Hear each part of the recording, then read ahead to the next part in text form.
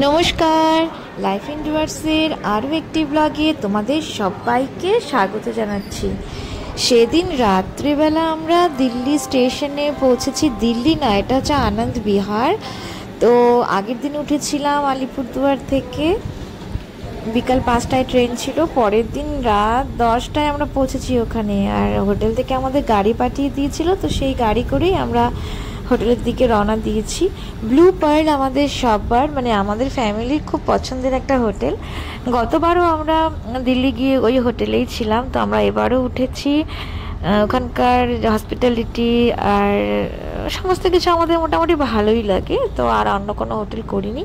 তো এবারও আমরা দুদিনের জন্য থাকবো, 2টো রাত থাকবো, তার জন্য আমাদের রুম দিয়েছে। আর এই দেখো দিল্লির রাতের ছবি, খুবই সুন্দর। কেন জানি না, দিল্লি আমার ভীষণ ভালো লাগে, আমি বুঝতে পারি না কেন, কিন্তু আমার ভালো লাগে। আর রাতের বেলা এই রকম অবস্থা থাকে দিল্লির বিভিন্ন জায়গার। আমি কিছু কিছু ভিডিও করেছি, সবটা তো দেখানো সম্ভব নয় ছোট্ট একটা ব্লগের মধ্যে। তো এই রকম পরিবেশটাই তোমরা দেখতে পাবে রাতের বেলা।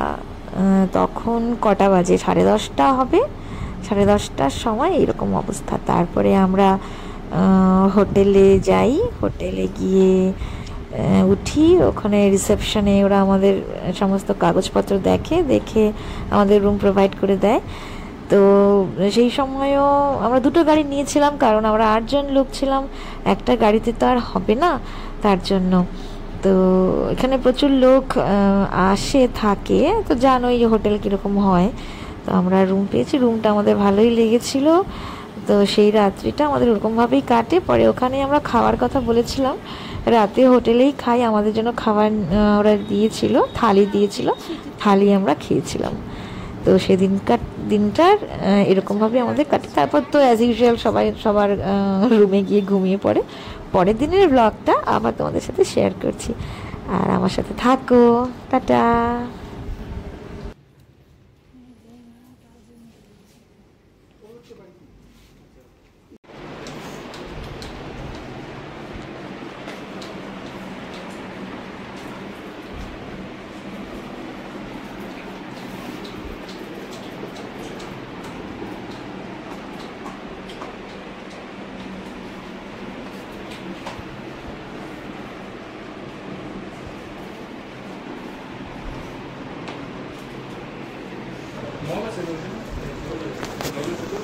হ্যাঁ, ওই যে ওটার মধ্যে খাওয়ার বোতলে।